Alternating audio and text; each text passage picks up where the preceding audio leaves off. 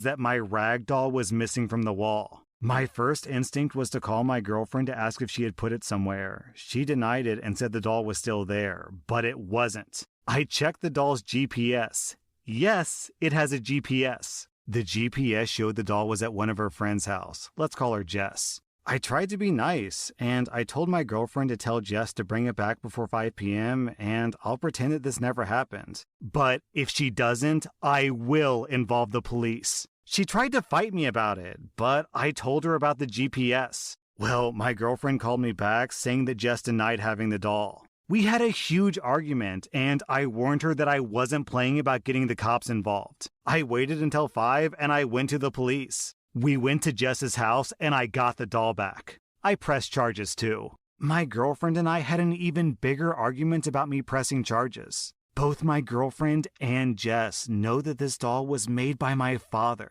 They could have stolen anything else, and I wouldn't even bat an eye.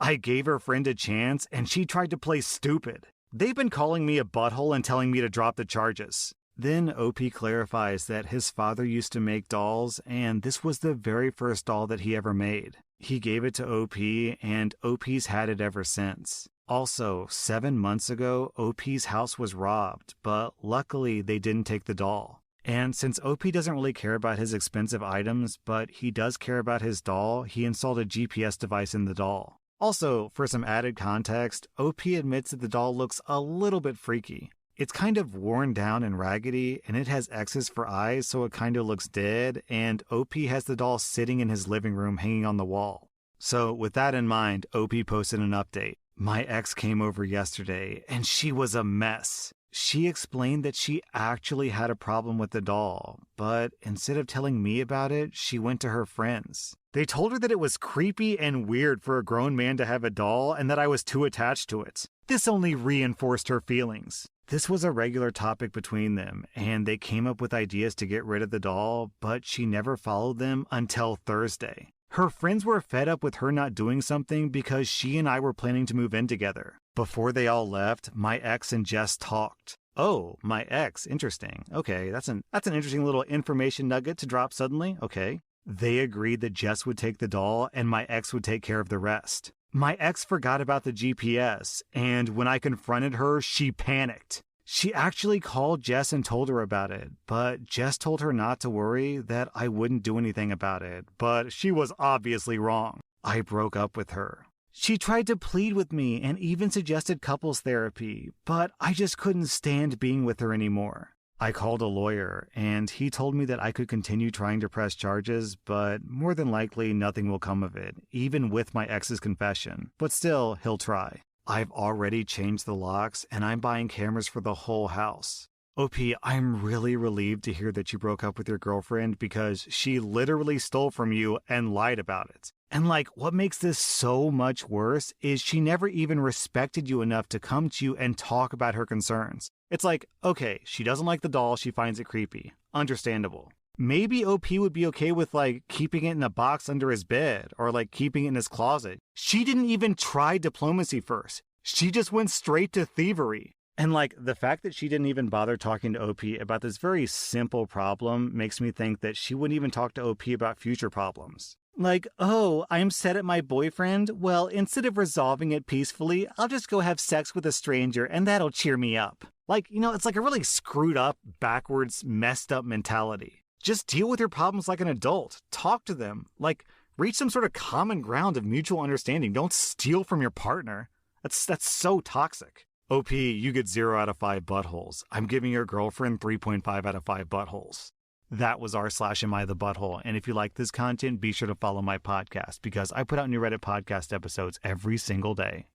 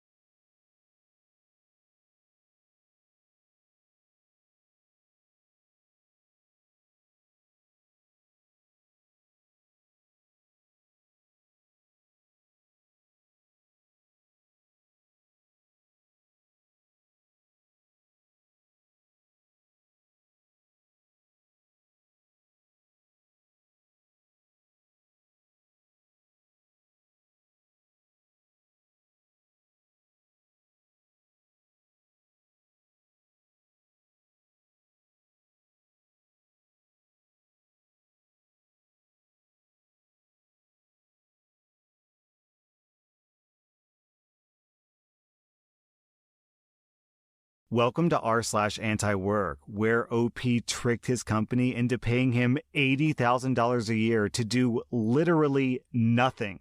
This podcast is supported by Anchor FM. If you've ever thought about starting your own podcast, then check out Anchor FM. Anchor FM is a free podcast platform that allows you to record and edit your podcast right from your phone or computer. I really can't recommend these guys enough. This is the podcast platform that I personally use. Once you set up your podcast, Anchor FM will automatically distribute it to all other platforms like Spotify, Apple Podcasts, and others. It's super easy, super streamlined, and you can start making money immediately. Download the free Anchor app or go to anchor.fm to get started. Our next Reddit post is from Podcast Questions. I've been getting paid $80,000 a year for the last 5 years doing absolutely no work, and I don't plan on changing a thing. I'm an account manager for a telecom company that provides VoIP phones to companies. There are about 20 of us, and our job is primarily to answer any questions about the phones, the service, billing, etc. We have hundreds of clients. What our boss does is assign clients to each of us based on a rating of how challenging and difficult they believe the end users are. Each client gets a score of 1 to 10. 1 means the client is basically an employee at Microsoft who is very tech savvy and will never have to call us asking where they should plug in the Ethernet ports. And a 10 would be like a client that's an old age home, and we would get 5 calls a day from each resident asking how to get a dial tone.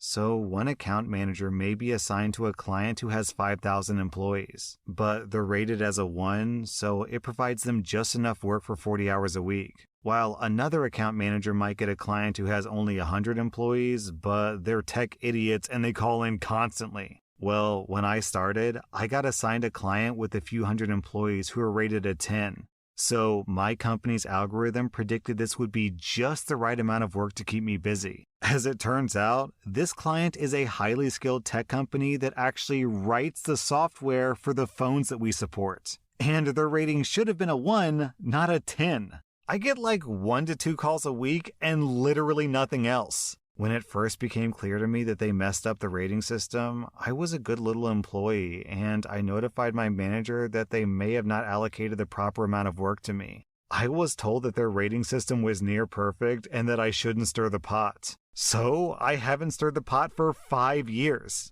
My last call for support was 9 days ago, and I literally browse the web all day and attend the occasional meeting. I get my 5% annual raise and full benefits. I'll continue until I get caught or something better comes along. Oh, and I also work from home full time. Man, I have to imagine that just with how bloated corporate America is, and just corporations globally across all of planet Earth, there's got to be like maybe 1 in a million jobs that are just like this, where all you have to do is show up, collect your paycheck, and then leave at the end of the day. Our next Reddit post is from Paging Dr. Cucumber. I work for a small private college in admissions. I've been here for 3 years, and like most small businesses, I've taken on far more than what would be considered a one-person job. I've been open about my autoimmune disorder from the start and how it affects my mobility. Long story short, my condition has worsened. I told my boss that I would be buying a wheelchair so I could come to work, since she refused to allow me to work from home, even though we have other workers here who are work from home full-time. After I brought my wheelchair to work, she asked me to have someone else in admissions meet with potential students because your wheelchair isn't a good look. A couple of weeks later, the heat broke on my floor. It was freezing. I emailed my boss asking her if we had any space heaters in storage that I could use in the meantime. She didn't reply and instead called my coworker to ask her to come fetch a heater for me because she can't stand seeing me wheeling around past her ivory tower. So I found a new job where I'll be making double my salary and it's fully remote. After putting in my notice, she's continued with her disparaging comments about my chair. And she told my coworkers that me quitting is probably a good thing, because she'd probably just get knocked up again. To be clear, I had a baby in 2019. It's my only baby. I feel like I'm dying from my condition, and I financially put myself out to buy this effing chair so I could do my job since she's such an inflexible psycho. I can't wait to leave. As angry as I am, I'm also just so tired and so sad. The real kicker, she's hiring 2 people to replace me. Because despite how messed up my body is right now, I'm still a powerhouse at this job. I've been sharing her words with every one of my coworkers and urging them to get out while they can. What I wrote here is just the tip of the iceberg. I guess I just need to rant about it because as much as I don't care about her bottom line, I do care about my coworkers and students, and I'm sad that it's all ending like this. Man, it's so weird to me that bosses don't want their employees to work from home. I don't get it. I have an editor, and my editor works from home. He can work whatever hours he wants, any day he wants, and what would be the point of me forcing him to come into an office and work in an office? That means I've got to pay for the office, I've got to pay for security and extra equipment, and he's got to pay for gas. So it's lose-lose for everyone involved. So I don't understand why you wouldn't want your coworkers to work from home. It's cheaper for everyone. My last job was a technical writer, and it was all online, literally 100% online. We would get documents, we would write other documents, and then we would send out those new documents. Very, very dry, boring work. And I asked my boss if we could work from home sometimes because there's literally nothing stopping us, and he shot us down because, no, we've got to come into the office to have a team spirit and the spirit of collaboration.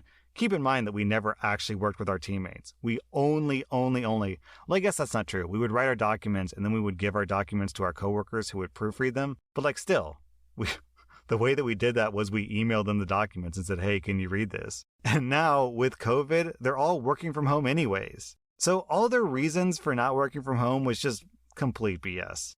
Anyways, OP, I'm glad that you moved to another job. I'm really sorry that you had to deal with this abuse. It sounds illegal, to be honest. I'm pretty sure that a boss constantly criticizing an employee's wheelchair and not making accommodations for them is discrimination. It feels like discrimination. So, OP, why don't you sue her and get a second payday?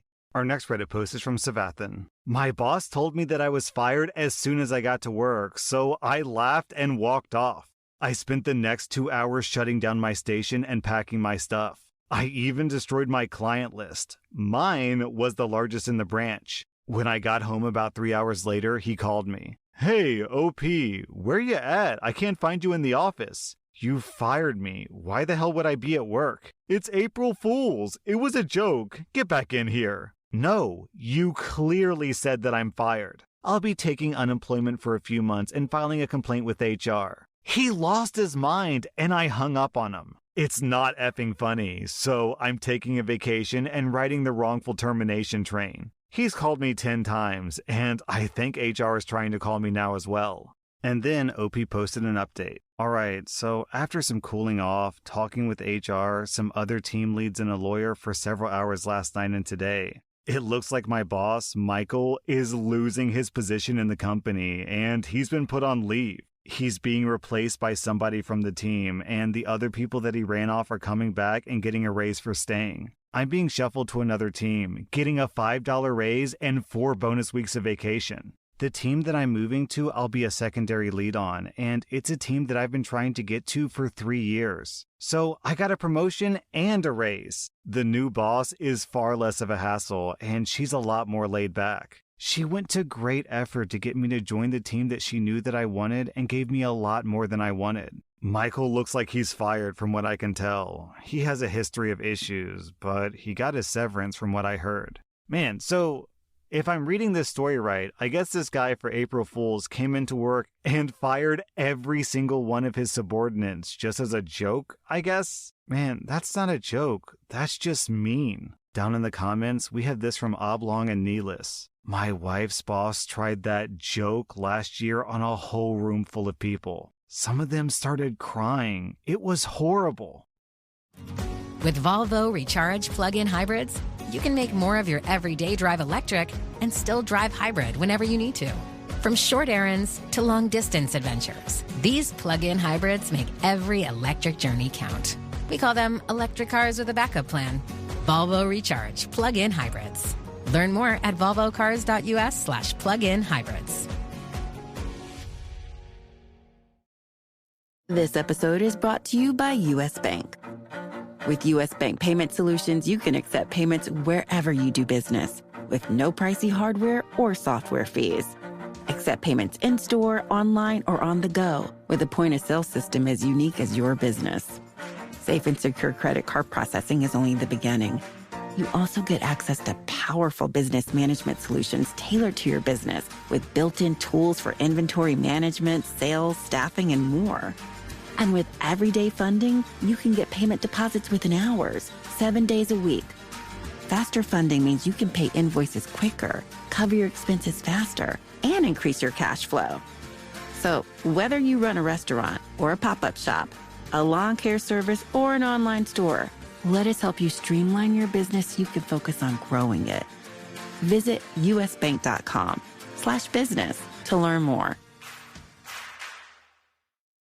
This next post is an email that OP got from their boss with the subject, Urgent. Hello all, happy Wednesday. I'm not so happy this morning. Yesterday, 3 of you submitted your 2-week notice, and all 3 of you claimed that it was because of better opportunities. Not even thinking about the fact that some of your coworkers have lives outside of this job and children.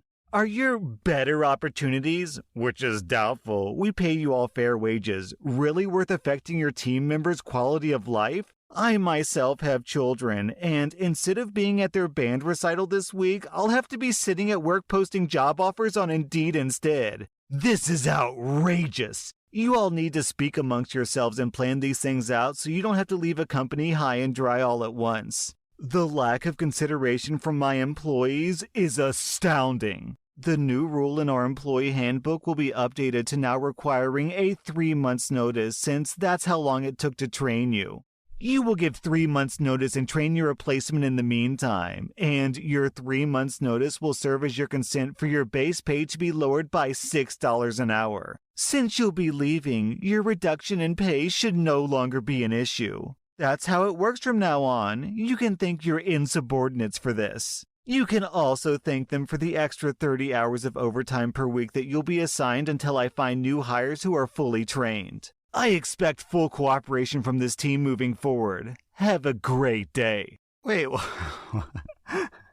if you've got an employee who already wants to leave, why the hell would they consent to working for less for 3 months if they're already unhappy? This person thinks this is going to work? No, they're just going to walk out. What an idiot. Our next Reddit post is from Nana Rooney. My mom has worked for a small construction company for like 10 years and hasn't gotten any raise other than the occasional large bonus. She asked, and her boss said no, even though he's personally filthy rich, and she keeps the company afloat. She just applied to a larger construction company, and with her amazing experience, even though she lacked the educational prerequisites, she blew through all 3 interviews and already has a job offer within a couple of weeks of beginning her search. The new company offered her much more than she even asked for, twice her current salary. From $50K to $100K in 2 weeks, including great benefits. She broke the news to her old boss, and he started acting so desperate, panicked, and crazy that it emotionally disturbed her. He tried to make her a bunch of offers and promises that she knew that he wouldn't keep.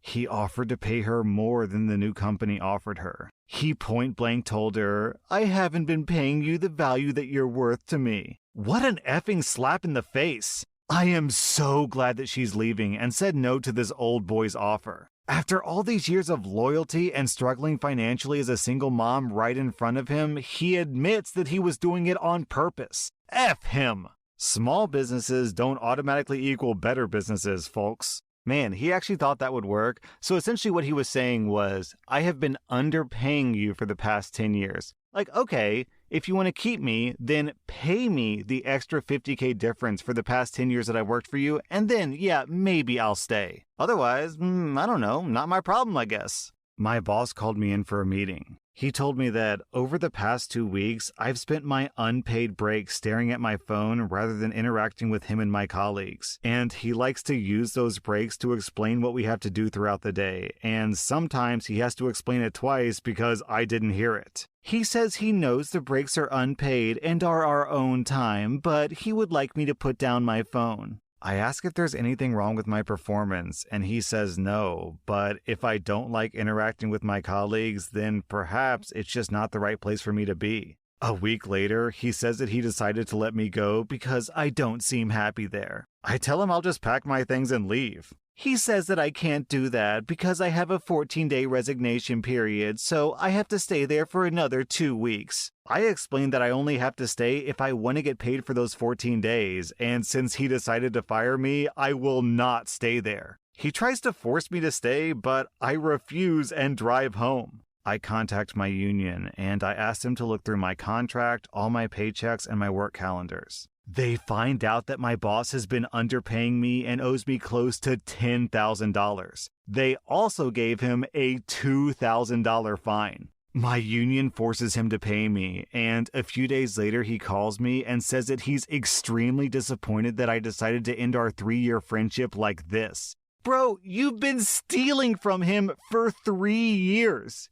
You think that you're friends? Buddy, OP isn't your friend, he's your victim. As they say, with friends like that, who needs enemies? Honestly, OP, this guy owes you money. I think he probably owes you even more money than that, because if he was trying to get you to work through your breaks, then that's paid time in my opinion.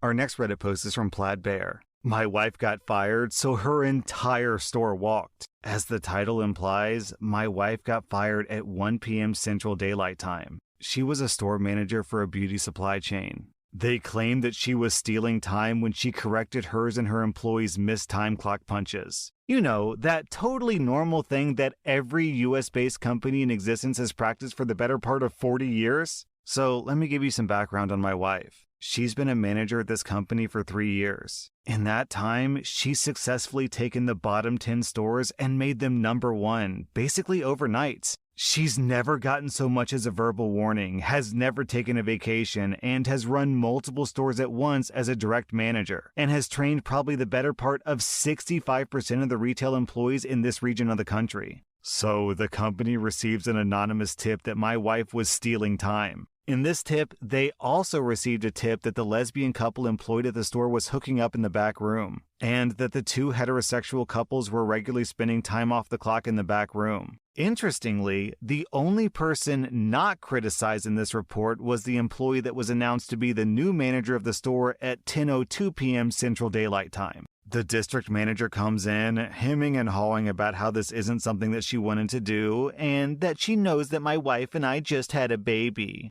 But she still unceremoniously fired my wife on the spot. By 1:15 p.m., everyone aside from the new manager had walked out. Some with choice words, some feigning 2 weeks' notice, and with one other hearing about it through text and just abandoning her next shift. Talk about solidarity. My wife is a bona fide badass. I have to wonder if people walked out because they loved working for that boss, or if they didn't want to work for the new boss, or if working there was miserable and they were all just looking for an excuse, or maybe all the above. That was r/anti-work, and if you like this content, be sure to follow my podcast because I put out new Reddit podcast episodes every single day.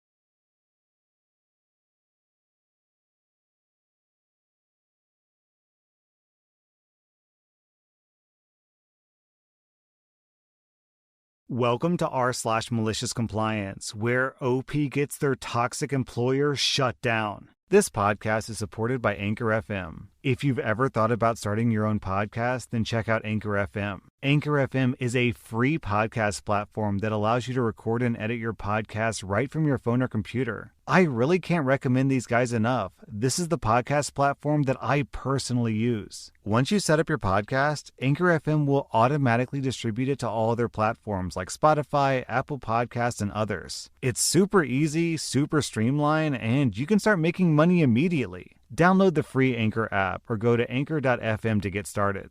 Our next Reddit post is from Punk Tyrannosaurus.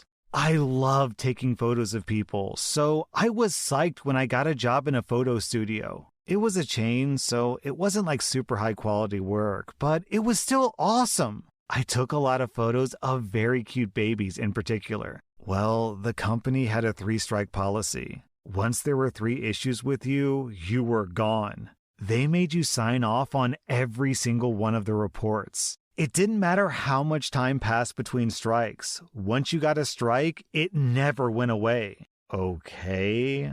Doesn't seem like a great business model, but okay. And to be fair, I did get 2 strikes which were very reasonable. One day, I missed work because I forgot to set an alarm. It was a super irregular schedule, and it wasn't always easy to keep track of. I got my second strike because I accidentally scheduled a photo shoot for before the beginning of the next shift. I felt super bad for the mom and daughter who came in early for their photos, and I helped them sort everything out with a fee photo redemption and apology. But still, I got my second strike for that. Now, for the last strike, I actually got 2 on the same day. Around Christmas, our store goes nuts. We have to have twice as many people working to keep things in order. During that time, I was training a new employee, helping her with her photo shoots, doing my photo shoots, running cash, taking passport photos, teaching the new girls all the rules, etc. It was a nightmare. What made it worse was that one customer submitted 2 complaints that day about me.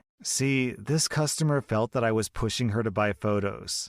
Literally all this company cares about is pushing the photo packages, and I was instructed relentlessly to do it more and with more energy because I didn't make enough people feel they had to have them. So, great. I convinced the customer to spend money instead of just giving them free things. Just like the company was always yelling at me to do, and I got a complaint for that. Great. And then the other complaint was even more ludicrous. The customer felt that I was being too bossy with the other photographer, the one who didn't know how to do her job yet, so I had to tell her how to do things. Apparently, I deserved to be fired for telling her how to do things. I was heartbroken. It's been a few years now, so I've gotten over it, but I was so happy working as a photographer. But here's where the malicious compliance finally kicks in. You see, because of my nature, I end up doing a lot of work that isn't actually my job because I want to help. I enjoy feeling useful.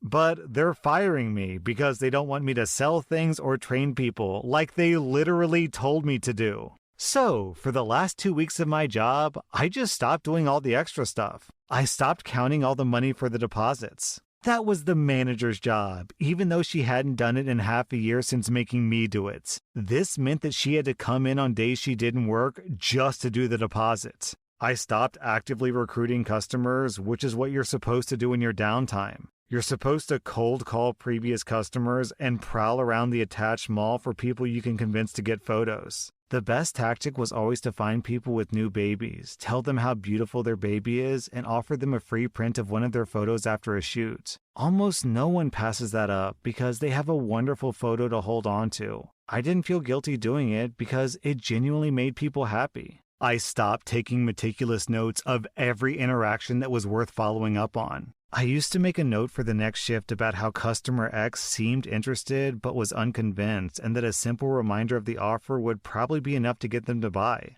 Or I would make a note about someone who forgot their passport photos and whether or not they paid already. And then, on my last day, the truest malicious compliance happened. They wanted me gone, so okay, I took my name tag and packed it away. I went to the photo studio and grabbed the kids' toys that I'd bought to help get the young ones to cooperate. I cleaned up all the things that I had laid out neatly for easy preparation and put them back in storage. I cleaned up the counters to get rid of all the notes and passport photos that weren't claimed that day because that's what we were technically supposed to do. Also, over the 9 months working there, a number of issues had come up with the things that we worked with. For the passport photos, we needed a paper trimmer to slice off the edges quickly and neatly, and we had one when I started, but it broke. I bought the replacement, and that one broke too. Still, we needed one, so I brought in another replacement. We also got our stapler stolen. No worries, I had one at home that we could use. Also, the keys to the store were super tiny. The color of them was so bland that throughout the course of the day, they would get used and lost like 30 times. So I bought a large blue fluffy keychain to attach to the keys with permission from the boss. We never lost the keys again, not one of us.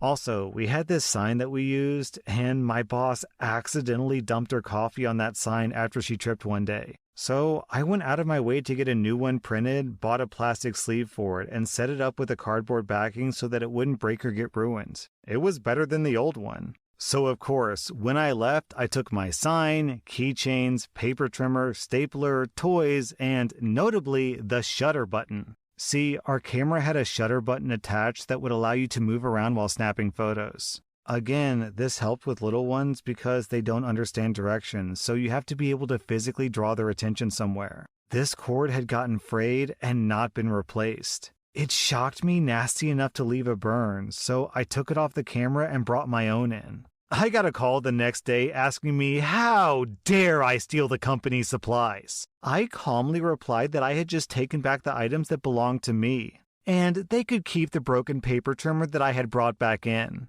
I even bought them a box of paper clips since they didn't have a stapler anymore. The store closed down not 2 months later. Isn't it crazy how when you fire your hardest worker over things that you told them to do, other employees are less enthusiastic about the chance of the same thing happening? And no one else worked nearly as hard to keep that store profitable as I did. Oh, and for reference, the other employee I was training and the customer felt that I was treating badly, she looked at our manager like she was insane when she found out that I had been fired. She said that she knew for a fact that the only time that I had raised my voice was because it was too loud for anybody to hear me otherwise. That coworker actually apologized to me and said that she was worried that it was her fault. That employee then went on to have her own gallery show, leaving shortly after I was fired. Man, I read story after story after story of companies firing their number one employee and then suddenly their business does badly. And it's like, dude, what did you expect? This episode is brought to you by Samsung. With Galaxy Watch 5 and Watch 5 Pro, Samsung's here to help you hit your wellness goals. Watch 5 features advanced health monitoring and a powerful battery, while Watch 5 Pro goes next level with new GPS features and up to 80 hours of usage. Your goals, your choice. Visit Samsung.com to learn more about Galaxy Watch 5 and Watch 5 Pro. Features compatible with a smartphone with an Android 8.0 or later and RAM 1.5 gigabytes or more. Requires Samsung Health App 6.22 or later. This episode is brought to you by Old Navy. Need some new jeans for fall? Let's talk about how Old Navy makes some amazing ones. Flare, wide leg, straight, skinny. They've got something like 20 on-trend options, so you can find that perfect it fit.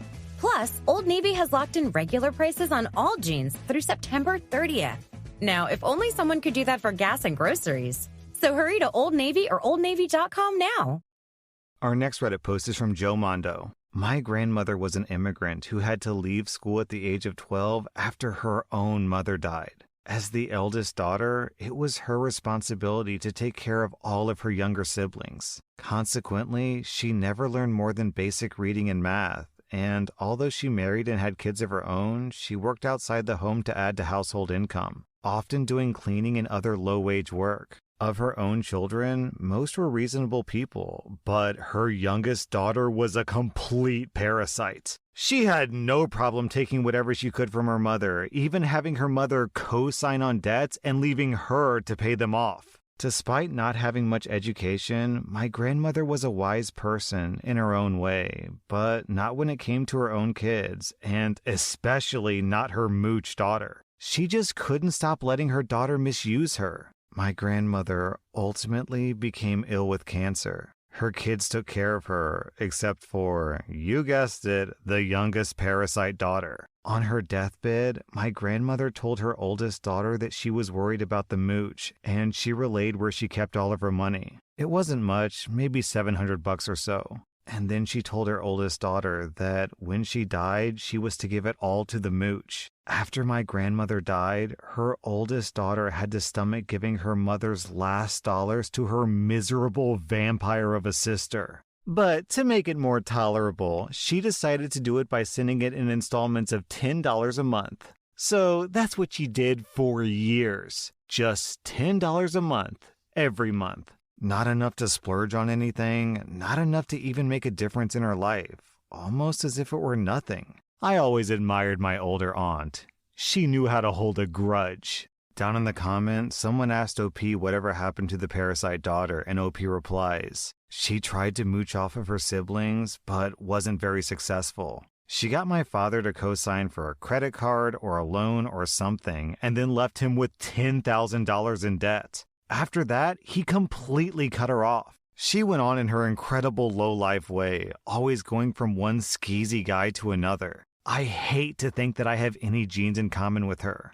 On the other hand, I have genes in common with my other aunt as well, and that's something that I treasure. Our next Reddit post is from Bowser Danger. This happened in 2018, pre-pandemic. I was working at a nuclear power plant in the mid-Atlantic. Once or twice a year, we would get a heavy snowstorm, but we were far enough south that the local government wouldn't plow or salt anything other than the main roads. The power plant has a policy during inclement weather that no matter how long it takes you to get to work, if you make it in, you get paid for the day. Otherwise, you have to take a vacation day. I, like a majority of the workers, live in the closest large city, which is an hour away. The drive to the power plant is half interstate and half hilly, curvy country road. I wake up and see that we've gotten about 10 inches of snow overnight, and I text my supervisor to ask if I can work from home. I have my laptop with me, I don't have any work going on that I would need to be inside the power plant for, and I'd mostly be reviewing paperwork all day. My supervisor tells me the policy for inclement weather and that he was at work already and the roads weren't that bad. I reiterate that I would just be sitting at my desk doing paperwork when I eventually get in. He is hearing none of this and tells me that I'm not allowed to work from home. I need to drive 50 plus miles to work or take vacation. I didn't even bother to respond and decided to take a vacation day. I head to a local store about a half-mile away and pick up some snow sleds. I'd like to note that the roads were bad. I was driving a 4x4 and I had some trouble getting to and from the store. My wife and I do some sledding in the neighborhood, have some hot chocolate, and some other classic snow day activities. Around 11, I get a text from my supervisor. OP, are you able to come into work? Hardly anyone showed up because of the snow. There's a document that we need reviewed, and we really need you here in case we need someone to do something in the power plant. I tell him, sorry, but I'm taking vacation today as per the policy. He tells me that he's emailing me the document to review and he can sign it for me if I approve. I replied, I would take a look at it if I could, but my supervisor told me that I wasn't allowed to work from home. He never responded to that, and I never heard anything about it, but I didn't have to work that day, which was nice. Bonus malicious compliance. I'm a salary employee, but I have to record hours worked on a computer program. Our real HR policy says if any employee works any part of the day, they'll be paid for the whole day. So I put in 10 minutes of work time for the time that I was texting my supervisor, and I didn't have to record any vacation hours. He approved my timesheet for 10 minutes of work, and I saved a day of vacation. Our next Reddit post is from Ruiso. I am a nurse at a large hospital. The floor that I worked on was selected to be the COVID unit during the first and second waves. More nurses than not were catching COVID. So whenever I got an inkling of being sick, I would call out and get tested. Now, if I tested positive, then I would get 2 weeks off without penalty. But I tested negative, so I returned to work. I got called into the office and got a verbal warning because I had one too many sick days. I said to my manager, "You realize that we're in a pandemic, right?" She says, "Yes, I know that, but we still have to stick to the original policy." When we clock in, there's an electronic message that pops up on the time clock that reads, "During the pandemic, we need to self-monitor ourselves, and by clocking in, you're declaring that you're fit to work." There was no adjustment to this policy, even though we were a COVID unit during a pandemic. So I would either have to lie about feeling sick when I clock in or call out and get in trouble. Here's where the malicious compliance comes in. I had always picked up a lot of extra time in a sister department. Not because I needed the extra money, but because the hospital was always short-staffed. My manager didn't like the fact that I picked up extra time in this other department. She wanted me to pick up extra time in our department. So she said, "As punishment, you can't pick up extra time in the other department for 90 days, which is the length of my disciplinary period. You should be responsible enough to pick up extra time in your own department. So, since I didn't need the money, I didn't pick up any extra time in that period. I got called almost every single day to ask if I could come in because they were short-staffed. One of the reasons they were short-staffed was because our sister unit was even more short-staffed and the nurses on my unit were getting pulled over to go work there. If only more nurses picked up extra time in that other unit. At the end of the 90 days, I was told that I could pick up extra time in the sister department again. At which point I handed in my 2 weeks' notice and told her that I accepted a position at another hospital. She then told me that because of my years of service, I had to give 4 weeks' notice. I told her, nope, that's just a courtesy, so I'll extend the same courtesy I got when I needed to call out sick. Man, OP, you're a better person than me. I really don't understand why people give a 2 weeks' notice to their toxic managers. Like, if I've got a boss who's always giving me a hard time, then when I want to quit, see ya, wouldn't want to be ya. That was r/malicious compliance, and if you like this content, be sure to follow my podcast because I put out new Reddit podcast episodes every single day.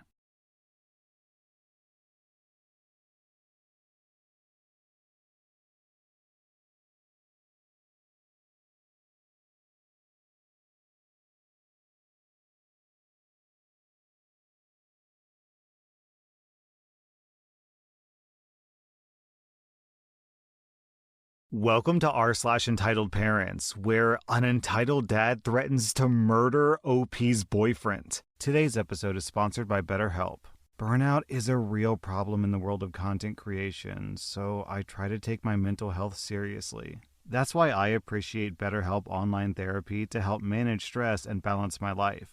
BetterHelp is customized online therapy that offers video, phone, and even live chat sessions with your therapist, so you don't have to see anyone on camera if you don't want to. It's much more affordable than in-person therapy, and you can be matched with a therapist in under 48 hours. Our listeners get 10% off their first month at betterhelp.com/r/. That's betterhelp.com/r/. Our next Reddit post is from bootysnacks.com. My black father called me, a mixed-race woman, a bidwitch?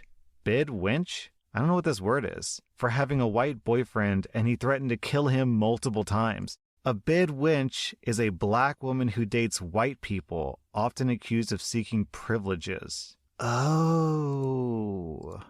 I found my biological father while I was in foster care. He's from the Caribbean, and I grew up in Hawaii. My mom is American, but she's a whole other can of beans. I would talk to him over WhatsApp and he would talk to me. He didn't raise me, so this is like an issue of entitlement over my dating habits. He also expressed other opinions about how I should live my life, like eating pork is evil and disliking the fact that I'm surrounded by evil Asians and whites all the time. You know, normal dad things. I was 17 when my father found me, and he expected me to be completely in line with his culture and expectations. This would be like an American soldier finding their long-lost baby in the Philippines and discovering, oh my God, they don't worship George Washington and eat hamburgers all the time, and then being mad about it. At the time, he would send me money, which I appreciated because my foster parents would take all the money they received from the government and only treated the Filipino foster child with any sense of care or love.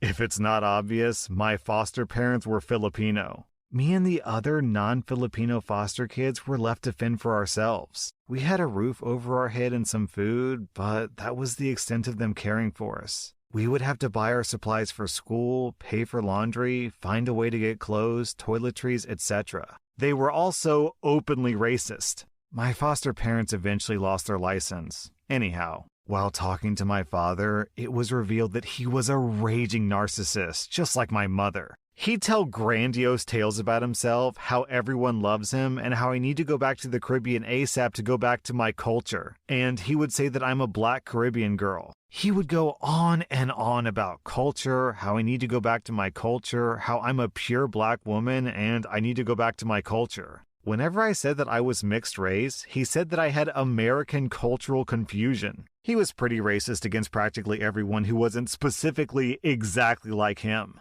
Meanwhile, he wants to choose my husband, who, of course, has to be pure black, dark-skinned, and has dreadlocks like him. The audacity to think that he has the right to select a husband for his estranged daughter who grew up in the socially progressive Hawaii, shaking my head. At the time, I started dating this white guy who I thought was cute and we hit it off. It turns out that we share a lot in common. Fast forward, and my father kind of finds out because I casually mention him, and I feel like I'm lying by withholding information, so I come clean. My father threatened to fly to Hawaii and kill my boyfriend. He called me a nasty Americanized bedwench and a sellout. He said that no one trusts black children with white fathers and that race mixing is American degeneracy along with feminism and homosexuality. He disowned me and stopped talking to me. Not without a bunch of threats, calling me a dumb white girl, an American with no culture, and a sellout. So yeah, my dad is great. I'm just dumbfounded by this man. He has me with a white woman and gets mad that when I'm raised by her, I don't share his cultural ideas and I see myself as mixed? What? Man, I don't understand racists. If you're racist, why would you want to have intercourse and a baby with someone that isn't inside your own race? It doesn't make any sense. It's like, ooh, you're not of my race. I hate people like that. Anyways, you want to go passionately hug? Anyways, OP, it sounds like you're better off without him. Because in addition to being a racist nutjob, he also found out that he has a daughter and just, doesn't care? He just chats with you over the phone? Okay, how about you fly your ass across the country, pick up your daughter, and raise her yourself? Nah, it's okay. She's in foster care. I'm sure that she's in good hands. Our next Reddit post is from ND. It's a regular Thursday night at the ER. We have the usual revolving door of patients coming in for a busted eardrum, medication referral, and a few ambulances coming in with patients from a nearby old folks' home. Most of the time, we can have you in and out within 1.5 hours on a good night. I don't know what was in the air on this particular night, but things were running smoothly. It was just after midnight when a mother and her young daughter walk up to the registrar. This mama comes in and she wants us to take a look at her daughter. The registrar, who's just barely out of high school, inputs her into our medical system and has the patient fill out basic demographic information needed for a patient to be seen. Our lovely registrar is seen on the monitor to get up and come to the back to ask a question. The registrar asks, "Hey, do we have a victim's advocate on staff tonight?" I say, "No, why?" "Well, this mom out here is claiming that her daughter has been sexually assaulted and she would like to be evaluated." I say, "Well, we can do the evaluation, but there's no advocate unless I call the authorities." The registrar, Nicole, says a quick thanks and heads out to the front. She registers this little girl, approximately 11 years old, into the system to be seen. We go to the triage room, call them in, and start to do the preliminary evaluation and then get them settled in bid 4. Once settled in, my medical assistant comes to me and gives me that one look. You know the look, that the mother is crazy. I get up and go to their room. I greet the mother and her 11-year-old daughter, and then I ask them what they're here for. "My daughter has been sexually assaulted. I want her to get all the testing." "Mom," the girl pleads, "we weren't doing anything. Can we just go home?" "Hush up," she hisses at her daughter. "Will this take very long? I need to get some rest before work tomorrow." "Well, ma'am, I can do any testing or treatment needed. The testing times may vary. However, I will have to speak privately to your daughter and obtain her permission to run some of those tests because they're very invasive." "What do you mean? I'm her mother? She will give you permission. She will get the testing done." I look at the young girl and I begin explaining our basic treatment. So, for a sexual assault, we would need to run a pregnancy test, a urinalysis, a drug test, and then swab your private area to rule out any STDs. Then, we would give you such and such medication to ward off pregnancy and STD transmission. After all is said and done, if requested, we would contact the cops to have them come in and assist in filing a report. I glance over at the mom, who's absorbed in her cell phone. "So, would you want or be able to pee for me?" Then I reach for one of our urine collection cups and attempt to hand it to her. The young girl is embarrassed and probably wants to hide under a rock. "Why? Let's just get this over with." "Sweetie, is this not something that you want to do? Would you like to talk about it?" "Yes, she will do it. Now get on with the tests." The mother spits out at me and her daughter. Why don't you tell me what happened? I asked the daughter. I caught my daughter at her friend's party. The Karen waves her pointer finger at me. There were boys there with drinks and drugs. You're turning into a real little hussy. Well, I will not let that boy who touched my daughter get away with it. Tyler did no such thing, and it was soda, not alcohol. Mom, can we please just go home? The girl is pleading to her mother and nearly in tears. You will get the test done, the mama yells at her child. Mom, can we please just go home? You can't get pregnant or drugged just from talking. Please. The girl is pleading to her mother, and I'm just standing there with my medical assistant next to me by the closed curtains, stunned and in a frozen state. You will get that goddamn test done now, she yells. We didn't do anything. Why do I have to get a test? The girl is pleading, and she begins to cry.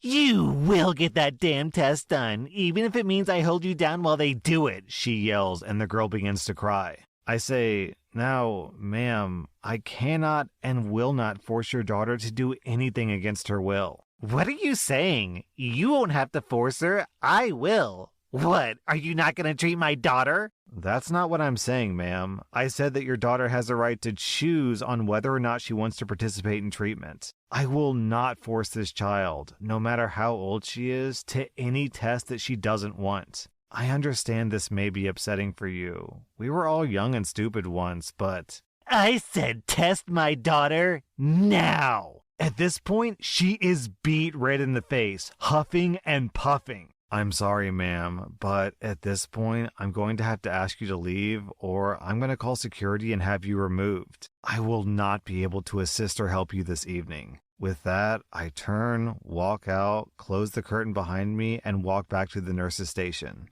I place a quick call to our security team. The mom comes out from around the curtain standing in the hallway, screaming at some poor soul on her phone. She's blabbing about how she's going to sue the entire hospital because we refused to care for her poor baby who was just sexually assaulted by some hoodlum. The security guard came out of the station. I point in her direction and they head over and escort her out. I haven't seen or heard from them since. As a precaution, I did call Child Protective Services and have a welfare check done on the young girl. I hope she's okay. Down in the comments, we have this story from Stardust in my heart. When I had my first sexual encounter with a boy, my mother tried to have her GYN do an exam on me to check if I was still a virgin. This man looked me right in the eye and said, I won't touch